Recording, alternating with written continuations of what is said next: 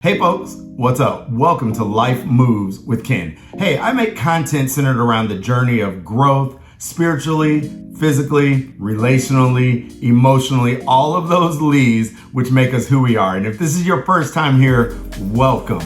You're in the right place at the right time to be all that you were meant to be.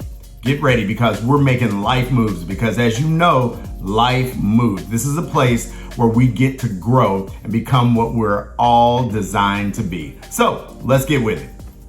All right, folks, today we're talking about getting unstuck. You ever been stuck? Oh yeah, I know I have. And I know you're saying, Ken, I'm not stuck. I'm just not where I want to be.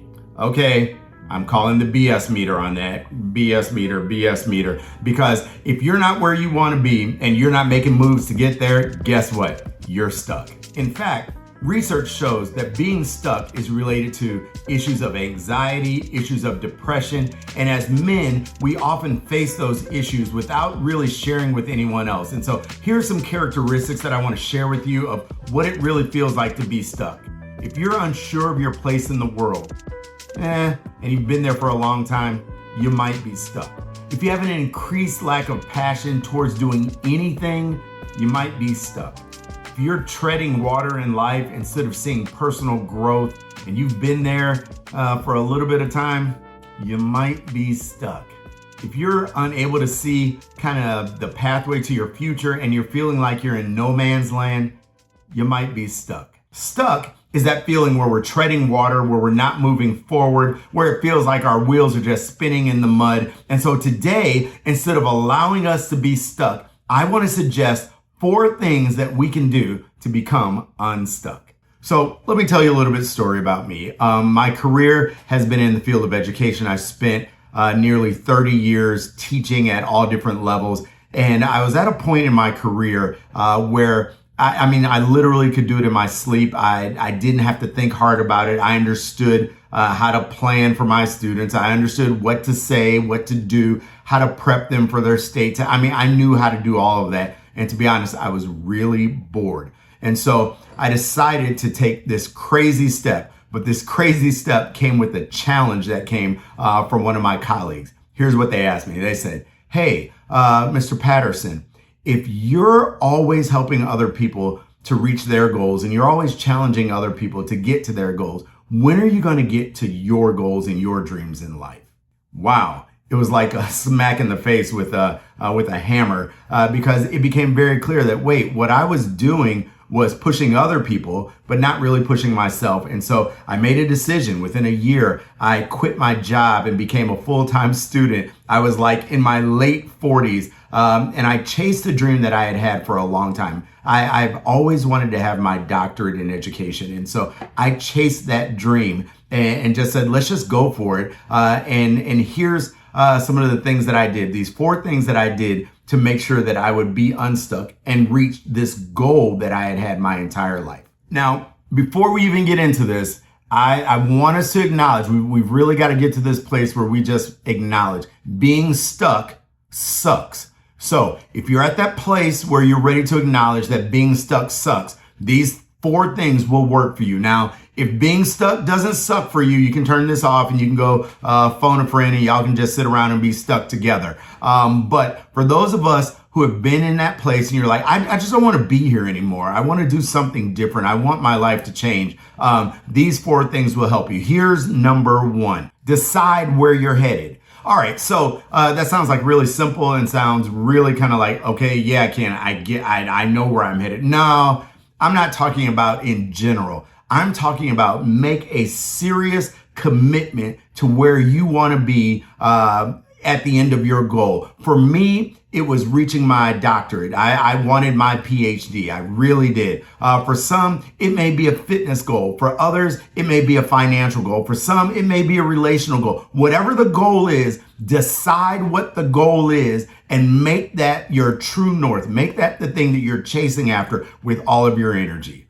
Man move number 1 is to decide where you're headed. All right, so once you've decided where you're headed, here's man move number 2. Decide when you want to get there. Now, this one is the one where many people fail. What they do is they have the goal, but they don't have any parameters around the goal. They have no, I want to get there by such and such date. So I'll tell you about mine. My goal was to get my PhD, and I told my advisor I had exactly 4 years to get there. Not 4 years and a semester, not 4.5 years. I didn't have 6 or 8 years. I had absolutely 4 years to get there. So everything we were doing was pushing us to reach that absolute goal. I had an advisor who said, okay, if you want to get there in 4 years, then these are the things you have to do. If you don't do these things, 4 years will not be possible. So what is your goal? How fast do you want to get there?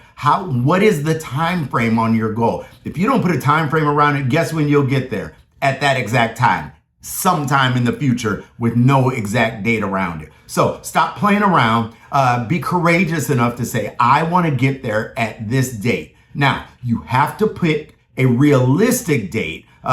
So if you're talking about, I want to lose weight and my goal is 20 pounds, 20 pounds in a week is not only really hard, but it's also unhealthy. So let's not do that. But can we get 20 pounds in the next 2 months? Can we get 20 pounds in the next 3 months? What is your goal? And put a time frame around it. I have this goal and I want to be at this goal by this certain date. What that helps you to do, it helps you to frame your efforts very, very tightly. You have to have there is no time beyond this time for me to reach that goal. And so you put all your efforts towards that and you work to reach that exact date. All right, y'all, we're halfway there. So here's man move number 3. Man move number 3 is plan the process. Come on, say it with me. Plan the process. Oh, I know you hate planning. I know you hate writing it down. I know that you are that person who's like, yeah, I can just do this off the top of my head. Well, let me give you the research behind planning and writing it down. The research suggests that those who don't write it down, only about 10% of them actually ever get to their goal because they didn't write the plan down. Those who actually write it down, between 50 and 80% of those people who write their plan down, literally write it down in a meticulous way, they are more likely to reach their goals. There is something mentally stimulating and helpful to us to writing it down and being able to see it and go back to the plan that we have. So I'm only telling you what I know and I'm telling you what works for me. Write that plan down, get the steps in front of your face. If nothing else, put it on a mirror, put it at your desk so that you can continue to look back towards the plan. You're able to see where you're headed. You're able to see what you did. You're able to see what worked. You're able to see what didn't work. Because you wrote the plan down, you have a roadmap to where you're going. A written plan is the tool that will help you to get from point A to point B. All right. Here's man move number 4, and this is our last move, and this is the one that is going to change your life. It's a 2-part plan. Here it is. Celebrate the small steps and learn from the missteps. Let me say it again. Celebrate the small steps and learn from the missteps. As we celebrate the small steps, we are able to, oh man, I lost 3 pounds. Come on now, I can keep doing this. There's momentum that we gain from celebrating the small steps. For me, it was every semester, I had a list of classes that I had to take. I checked off those lists. I literally crossed them off on my list. And I was like, one more down. And yay, so many more to go. And as I got closer to the end, I was able to see these small steps that I had taken throughout the 4-year process to get closer and closer to my goal. As I was writing my dissertation, there were deadlines that I had to make. And every time I made a deadline, I crossed another thing off. I was celebrating the small steps. And so I suggest that as you're on your journey for becoming unstuck, as you're trying to figure out, okay, how am I going to get there? Will I get there? You have to celebrate those small steps because it reminds you, oh yeah, I'm in this process of becoming unstuck. And you know what? I'm one step closer to becoming unstuck. And I'm another step closer to becoming unstuck. So celebrate the small steps. But the other side is learn from the missteps. So learning from the missteps is